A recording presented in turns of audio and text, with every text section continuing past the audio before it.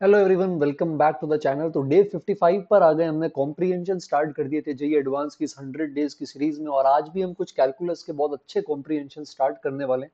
तो फटाफट से अपन क्वेश्चंस पर आ जाते हैं, क्योंकि कुछ चार बहुत ही अच्छे इंटरेस्टिंग कॉम्प्रिहेंशन आज अपन देखेंगे। तो कल से ही अपन आगे कंटिन्यू कर रहे हैं यहाँ पे, और कॉम्प्रिहेंशन नंबर 5 पर आ गए। तो इन्होंने यार root ten x plus root cot x को समझा रखा है कि आप यहाँ पर ना जब 0 से पाई बाई 2 में होते हो, तो वहां पर आप जैसे tan x को लिखते हो sin x by cos x, या cot x को लिखते हो cos x by sin x। तो आप अलग अलग रूट लगा सकते हो दोनों पे, क्योंकि फर्स्ट क्वाड्रेंट में sin और cos दोनों इंडिविजुअली पॉजिटिव होते हैं। पर अगर अपन थर्ड क्वाड्रेंट में बात करें तो भले ही tan x cot x positive होते हैं, पर sin x cos x positive नहीं होते हैं।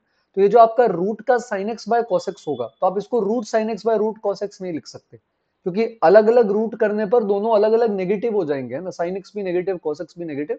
तो उसको ओवरकम करने के लिए आप यहाँ पे रूट tan x को लिख सकते हो माइनस sin x का root upon minus cos x का रूट। अब कोई दिक्कत नहीं आएगी। और अब यहाँ पे root minus cos x, root minus sin x।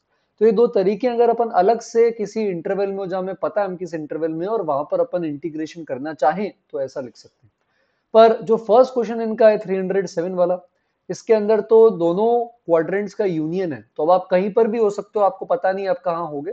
तो इसलिए इस केस में अपन साइन कॉस में नहीं करेंगे, हम टैन कॉट में ही इंटीग्रेशन करेंगे।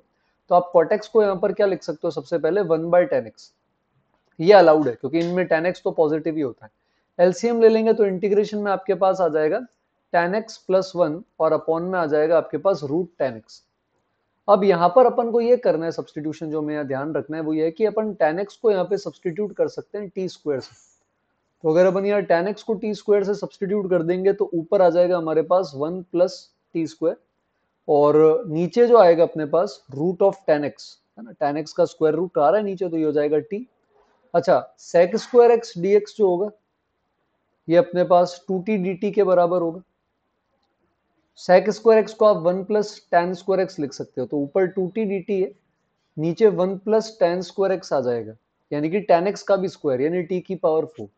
तो अब आप t वाला पार्ट कैंसिल कर सकते हैं, और ये अब एक इंडेफिनिट इंटीग्रल का स्टैंडर्ड इंटीग्रल बन गया है। इस तरह के इंटीग्रल्स को अपन कैसे सॉल्व करते हैं, ऊपर नीचे टी स्क्वायर से डिवाइड कर लेते हैं। तो अगर अपन ऊपर नीचे टी स्क्वायर से डिवाइड करेंगे तो यहाँ आ जाएगा 1 प्लस 1/t स्क्वायर, नीचे आ जाएगा हमारे पास T square plus 1/t square.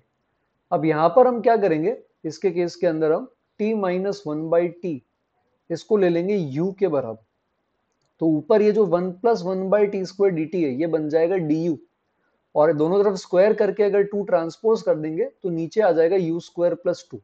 तो du upon you square plus 2 है, तो 2 बार था, ये आ जाएगा 1/a, और tan इनवर्स के अंदर हमारे पास आ जाएगा u/a, और u को अब आप रिप्लेस कर सकते हैं रूट tan x, और साथ में हमारे पास था माइनस का 1/रूट tan x है, वो इसका आंसर हो जाएगा। अब अगर अपन थोड़ा सा और स्पेसिफिक आए, यहाँ इन्होंने साइन और कॉस में निकाला है आंसर, तो ये अब 0 से पाई/2 भी हो सकता है, पाई से 3 पाई/2। तो 0 से पाई/2 वाले केस में अपन इसको क्या लिख सकते हैं, अपन यहाँ पे sine x by cos x लिख देंगे, और प्लस के अंदर अपन यहाँ पर लगा देंगे cos x by sine x. अब अगर अपन यहाँ पर एलसीएम ले लें तो ये बन जाएगा न्यूमरेटर में sine x plus cos x, और नीचे आपके पास यहाँ पर आ जाएगा रूट के अंदर साइन एक्स कॉस एक्स, इस तरह से। अब यहाँ ये सब्सटीट्यूशन यूज करो कि sine x plus cos x जो आ रहा है आपके पास, ये sine x minus cos x का डिफरेंशिएशन है, तो इसको टी ले लो। दोनों तरफ स्क्वायरिंग करेंगे तो 1 minus 2 sine x cos x, ये आ जाएगा टी स्क्वायर के बराबर। तो इसका मतलब ये बन गया, ऊपर आ गया sine x minus cos x का डिफरेंशिएशन, नीचे जो रूट में आपके पास साइन एक्स कॉस एक्स आ रहा है, आप इसको 1 माइनस टी स्क्वायर का आधा लिख सकते हो, उस आधे को यहाँ ऊपर भेज देता हूँ। अब ये जो आएगा आपके पास, ये इंटीग्रेशन आपके पास साइन इनवर्स टी हो जाएगा, जहां पर आपने टी जो है वो sine x minus cos x को माना है। 309 के अंदर जो लास्ट वाला है, इसके अंदर जस्ट एक नेगेटिव साइन अलग से बाहर आ जाएगा, है ना। तो बाहर अगर नेगेटिव साइन आ भी गया तो साइन इनवर्स ऑड फंक्शन आप उसको अंदर भेज सकते हो। यहाँ पे ऐसा क्यों होगा, क्योंकि अपन को यहाँ पर इसको ऐसे लिखना पड़ेगा, रूट के अंदर minus sine x upon minus cos x, और प्लस के अंदर हमारे पास यहाँ पर आ जाएगा रूट के अंदर ही minus cos x upon minus sine x. इस तरह से यहाँ पर ये बनेगा आपके पास। तो अब जब आप एलसीएम लोगे, मल्टीप्लाई करोगे, तो उसमें अब अपन को ध्यान रखना पड़ेगा थोड़ा सा। तो यहाँ पर ये माइनस वाली चीज की वजह से यहाँ साइन के अंदर थोड़ी सी यहाँ पर चेंज हो सकता है। तो root of minus sine x into root of minus sine x, root of minus cos x into root of minus cos x, नीचे वापस वही बन जाएगा। तो बस एक माइनस साइन आपको यहाँ पर अलग से बाहर लेना पड़ेगा। तो आई होप आपको ये दोनों तरीके और क्वाड्रेंट वाली बात क्लियर हुई हो। नेक्स्ट जो कॉम्प्रिहेंशन है, इसमें मॉड्यूलस का ट्रांसफॉर्मेशन ऑफ ग्राफ्स भी यूज होगा, और मैक्स ऑफ एफ टी का ग्राफ कैसे बनाते हैं किसी इंटरवल में ये देखेंगे। ग्राफ बनाने के बाद ये दोनों के आंसर अपने आप आ जाएंगे कि किसके अबाउट सिमेट्रिकल है और कितने पॉइंट्स ऑफ नॉन डिफरेंशियबिलिटी। तो सबसे पहले मॉडेक्स से स्टार्ट करते हैं। तो मॉडेक्स का जो ग्राफ बनेगा ये आपका वी शेप का ग्राफ ऐसा बन जाएगा। अब अगर आप मॉडेक्स में से 1 हटाओगे तो ये 1 यूनिट नीचे आ जाएगा, जीरो वाला पार्ट जो है वो -1 पर आ जाएगा, और मॉडेक्स बराबर 1 होता है 1 पे और -1 पे, तो इन दो जगह ग्राफ के रूट्स आ जाएंगे। अब आप इस पूरे का अगर यहाँ पे मॉड लोगे तो अपन सबसे पहले बना रहे हैं मॉडेक्स -1 का होल मॉड। तो इसमें जो पार्ट नीचे था आपके पास, वो वाला पार्ट यहाँ पर कहाँ आ जाएगा, आपके पास ऊपर आ जाएगा। मतलब ये -1 0, ये वाला होगा 1 0, और -1 ऊपर आएगा तो ये बन जाएगा 0,1। फिर से अब यहाँ पे 1 सब्ट्रैक्ट हो रहा है तो फिर से ये 1 यूनिट यहाँ पर नीचे चला जाएगा। तो इस तरह से ये ग्राफ जो होगा अपने पास, ये फिर से यहाँ पर क्या आएगा, 1 यूनिट अपने पास नीचे आ जाएगा और वापस इसका मॉड लेना पड़ेगा। तो ये वाला 1 यूनिट नीचे आएगा वापस, तो ये बन जाएगा -2, ये बन जाएगा आपका 0, और यहाँ पर आपके पास इसके केस के अंदर आ जाएगा 2। ये -1 पे वैल्यू यहाँ -1 आ जाएगी और 1 पे भी वैल्यू -1 आ जाएगी। फिर से अब अगर पूरे का मॉड ले लें, मतलब अपन बात कर रहे हैं किसके ग्राफ की, अब अपन बात कर रहे हैं एफ ऑफ एक्स के ग्राफ की, तो इमेज लेने पर ये ऊपर आ जाएगा। तो अब ये जो ऐसा ग्राफ आपका यहाँ पर दिख रहा है, तो ये आपका फाइनल ग्राफ होगा एफ ऑफ एक्स का भी। जी ऑफ एक्स हमें बनाना बाकी है। तो -2 0 और 2 ये इसके रूट्स आ जाएंगे, और -1 और 1 पे लोकल मैक्सिमा आ जाएगा, जिन पे वैल्यू आपकी 1 के बराबर आ जाएगी। ये एफ ऑफ एक्स।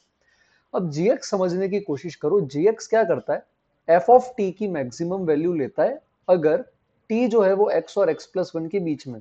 जैसे मान लो आपको फॉर एग्जाम्पल जी ऑफ 0.2 निकालना है, तो ये एफ फंक्शन जो अभी आपने निकाला इसकी मैक्सिमम वैल्यू देगा, जिसके केस में टी जो होगा ये किसके बीच में होगा, 0.2 से लेकर 1.2 के बीच में। तो अभी मैं जिस पॉइंट पे खड़ा हूं एफ ऑफ एक्स में, वहां उस पॉइंट और उससे 1 यूनिट आगे तक जो मेरी मैक्सिमम वैल्यू होगी उसको मुझे ले लेना है। जैसे मैं जी ऑफ 0.4 निकाल रहा हूँ, तो एफ ऑफ 0.4 से एफ ऑफ 1.4 में जो मैक्सिमम वैल्यू है मुझे वो लेनी है। एफ ऑफ 1.1 निकाल रहा हूँ, तो 1.1 से 2.1 में जो मेरी मैक्सिमम वैल्यू आ रही वो मुझे लेना है। तो इसके केस के अंदर अगर अपन यहाँ पर देखेंगे और अगर अपन जी का ग्राफ बनाने की कोशिश करें, तो आप जैसे जैसे एफ में आगे जा रहे हो ना, वैल्यू कम होती जा रही है। तो अगर आप पीछे से, जैसे आप मान लो निकाल रहे हो एफ ऑफ जी ऑफ -3, तो -3 से -2 में मैक्सिमम वैल्यू -2 पर ही आ रही है, क्योंकि ग्राफ जो है वो नीचे कम होता जा रहा है। तो सॉरी, -3 पर ही आ रही, तो आप जी ऑफ -3 एफ ऑफ -3 के बराबर ही होगा। अगर आप यहाँ जी ऑफ इधर आ जाते हो, जी ऑफ -4, तो -4 से -3 में एफ में मैक्सिमम वैल्यू -4 पर ही आ रही, क्योंकि आगे कम होता जा रहा है।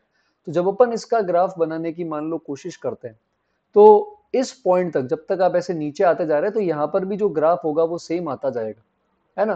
क्योंकि जिस पॉइंट पे आप खड़े हो वहां से 1 यूनिट आगे तक आपकी मैक्सिमम वैल्यू तो यही है।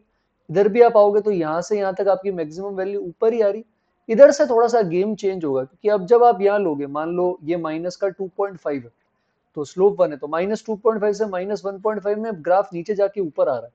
तो यहाँ पे जब तक -2.5 नहीं आता तब तक तो आपका ग्राफ क्या होगा, कम ही होता रहेगा। फिर आप देखोगे तो -2.5 -1.5 पे वैल्यू सेम आ रही है। तो जो एफ ऑफ -2.5 और एफ ऑफ -1.5 सेम है, तो यही मैक्सिमम वैल्यू है। इसके आगे शानदार चीज होगी। अब जैसे आप -2 जा रहे हो, तो आप जैसे यहाँ -2.5 से -2 जा रहे हो, तो यहाँ तो वैल्यू कम हो रही है, लेकिन अब जब आप यहाँ आगे निकल जाओगे -1.5 से ऊपर, तो इधर वैल्यू बढ़ेगी। तो आप जब और नीचे आओगे तो -2.4 वाली वैल्यू नहीं लेंगे अपन, जो वैल्यू लेंगे वो 1.6 वाली लेंगे। -2.6 से -2.4 से आप और आगे -1.4 तक जो जा रहे हो, तो -2.4 नहीं, आप -1.4 पे लोगे वैल्यू। तो अब इसके आगे ग्राफ वापस बढ़ने लगेगा। तो जब तक आप कम हो रहे हो, यहाँ पे ग्राफ बढ़ने लगेगा, तो अब आपका ग्राफ भी यहाँ से बढ़ जाएगा।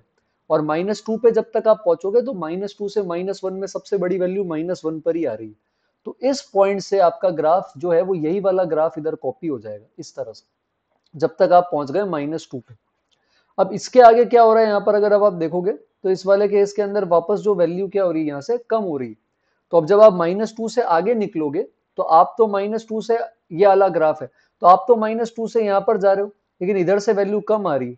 तो इसका मतलब जब तक आप यहाँ पर नहीं आ जाते तब तक तो आपको वैल्यू कम होती भी मिल रही। तो आप जब तक वापस टॉप पॉइंट पर नहीं पहुंच जाते, तो -2 से आप जब तक चलकर -1 पर नहीं पहुंच जाओगे, आगे वैल्यू कम ही होती जा रही, तो मैक्सिमम वैल्यू आपकी -1 पर ही आ रही है। तो इसके केस के अंदर ये होगा कि जब आप -2 से ग्राफ बनाना शुरू करोगे आपका इसके केस के अंदर, तो अब आपका ये ग्राफ कांस्टेंट हो जाएगा ऐसा। तो ये ग्राफ कांस्टेंट, क्योंकि हर जगह वैल्यू जो होगी वो f(-1) ही आएगी, वहीं पर आपका मैक्सिमम। इसके बाद अब जब आप वापस यहाँ आओगे, तो अब जब आप यहाँ से आगे जाना शुरू करोगे, तो अब इसके केस में यहाँ से जब आप 1 ऐड करोगे तो वापस वैल्यू बढ़ रही है। इस पॉइंट पर आकर ये दोनों वैल्यूज वापस क्या हो जाएंगी, बराबर होने शुरू हो जाएंगी। तो अब एक बार वापस यहाँ पर कम होगा, और फिर वापस यही वाला जो नेचर है आपके ग्राफ का, यही वाला सेम नेचर जो होगा आपके ग्राफ का, इधर भी सेम तरह से रिपीट करेगा। तो कभी भी वैल्यू चाहिए, जैसे -1.2 पे चाहिए, तो -1.2 से -0.2 की आपको क्या करनी है, मैक्सिमम वैल्यू निकाल लेनी।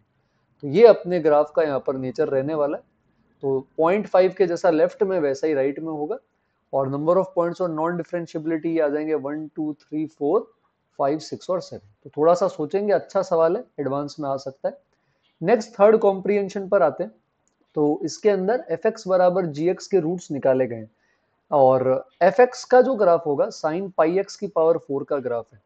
तो 0 से पाई में जो हो रहा था, साइन पाई एक्स में वो 0 से 1 में होता है। तो थोड़ी सी शिफ्टिंग स्केलिंग ये अपन ने पढ़ रखी है, उसका ध्यान लेना है।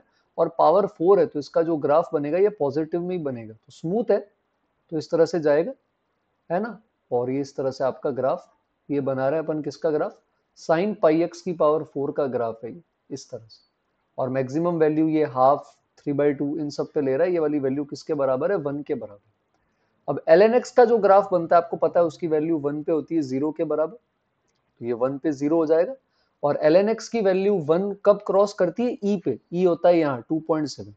तो इसका जो ग्राफ आएगा वो यहाँ नीचे से आएगा, इधर 1 पे कट करेगा, फिर इस तरह कट करता जाएगा जब तक ये e पे 1 नहीं होता।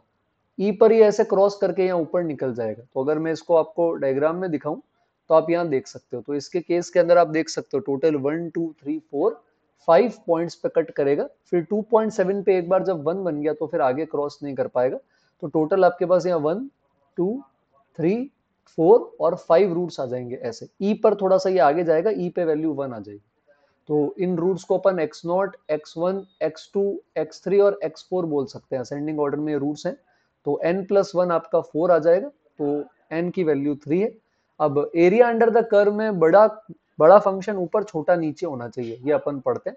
तो आप देख सकते हो यहाँ पर कि जब आप इसके केस के अंदर इंटीग्रेट करोगे इस सिचुएशन के अंदर, तो आप r बराबर जैसे 0 से n जाओगे, है ना। तो इसके केस में आप x0 से x4 तक इंटीग्रेट कर रहे हो, तो अलग अलग आप लोगे, x0 से x1, फिर x1 से x2, फिर x2 से x3, फिर x3 से x4। और hx है आपका fx माइनस gx, तो उसमें fx ऊपर है, gx नीचे। तो अब आपको यहाँ पर देखना पड़ेगा कि इसके केस में ln x ऊपर आना चाहिए। पहले x0 से x1 में क्या होना चाहिए, ln x ऊपर, फिर x1 से x2 में क्या होना चाहिए आपका, साइन ऊपर ln नीचे।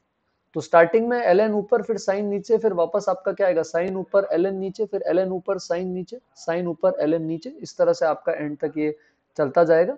तो इसके अकॉर्डिंग यहाँ पे -1 की पावर r लगा रखा है, ताकि साइन ऑल्टरनेटली क्या होता रहे आपका, चेंज होता रहे। डबल या हाफ करने की कुछ आपको यहाँ पर जरूरत नहीं है, बस r+1 होगा या r होगा ये डिसाइड करने के लिए आप r पुट करो पहले, जैसे 0 1 2 3 ऐसे पुट करोगे आप। तो उसके अंदर बस आपको ये देखना है कि पहले कौन ऊपर है, पहले ln ऊपर है या पहले साइन ऊपर है। जो अपन यहाँ पे इसके केस में ग्राफ प्लॉटर में जो ग्राफ मैंने बनाया, उससे भी आप देख सकते हो कि पहले ln ऊपर से आपकी शुरुआत होनी चाहिए। तो वो आप मुझे कमेंट में बता सकते हैं। अच्छा सवाल था। नेक्स्ट वाले कॉम्प्रिहेंशन पर आते हैं। तो ये वाला जो आपका कॉम्प्रिहेंशन है, ये एक तरह से केमिस्ट्री जैसा ही है, rate of change first order, जो काइनेटिक केमिकल काइनेटिक्स के अंदर आप पढ़ते हो। तो बोल रहा है कि किसी मटेरियल की रेट ऑफ डीके उसके अमाउंट के प्रोपोर्शनल है। यानी मान लो अमाउंट y है, तो dy by D T proportional to -y, क्योंकि कम हो रहा है तो इसको -ky लिख देते हैं। तो अब यहाँ से काम आसान हो जाएगा, dy by y -k dt आ जाएगा। अब अपन को कुछ नहीं करना है, सिंपली दोनों तरफ क्या कर लेंगे, इंटीग्रेट कर लेंगे। तो ln y जो आएगा ये आपके पास -kt प्लस c आ जाएगा। तो अब y को आप e की पावर -kt प्लस c लिखेंगे, तो c को नीचे उतार सकते हैं। तो ये आपके पास फर्स्ट ऑर्डर जैसे ऐसा थोड़ा सा आ रहा है। तो इनिशियली 50 kg है, तो t बराबर 0 पे वैल्यू y की 50 आनी चाहिए। तो ये बन गया y बराबर 50 e की पावर -kt। अब k निकालने के लिए क्या कर रहे हैं कि 2 घंटे मतलब t बराबर 2 में 10% मास कम हो गया। 10% कम हो गया मतलब अब कितना हो गया, 45 ही बचा है। तो 45 आ जाएगा 50 ई की पावर -2k। तो ई की पावर -2k आ जाएगा आपके पास 9/10। अब यहाँ पर अपन ले लेंगे log, तो ये हो जाएगा ln का 9/10। फिर अपन यहाँ -2 से डिवाइड कर सकते हैं, वो -2 पावर में चला जाएगा वहां पर। तो k आ जाएगा बेसिकली माइनस का हाफ ln 0.9। तो वही यहाँ पर भी इन्होंने लिख दिया, माइनस का हाफ ln 0.9 यहाँ पर आ जाएगा, और ऑलरेडी माइनस लगा हुआ है तो ये हो जाएगा 50 ई की पावर हाफ और ln 0.9t। तो ये तो बन गया अपना फंक्शन। अब बोल रहा है time eight which material after 2 hours, क्या दे रखा है, अच्छा यहाँ ये मिसप्रिंट है। तो time eight which material after 2 hours, इसके अंदर तो कुछ दे नहीं रखा है ढंग से, तो जो भी टाइम बोले वो आप यहाँ पे रख सकते हो टी, तो आपका वाई आ जाएगा। और लास्ट वाले के अंदर पूछ रहा है हाफ लाइफ बेसिकली कि 1/2 डीके हो जाएगा, 1/2 डीके हो जाएगा, इसका मतलब जो y है ये 50 की जगह 25 हो जाएगा। तो इसका मतलब 50 की जगह अगर यहाँ पर अपन n की जगह 25 रख देंगे तो हाफ आ जाएगा e की पावर हाफ ln 0.9t। अब t निकालने के लिए दोनों तरफ log ले लेंगे और वहां से अपने पास t आ जाएगा। तो डिफरेंशियल इक्वेशन की वर्ड प्रॉब्लम्स आ सकती है। उसके अलावा एरिया अंडर द कर्व अलग अलग अपन ले सकते हैं, तो उसके अंदर डिफरेंस जो भी अपने पास आता है, और बाकी दोनों चीजें अपन कर सकते हैं। तो ये हमारे आज के कॉम्प्रिहेंशन थे, कल अपन यहीं से कंटिन्यू करेंगे। Thank you.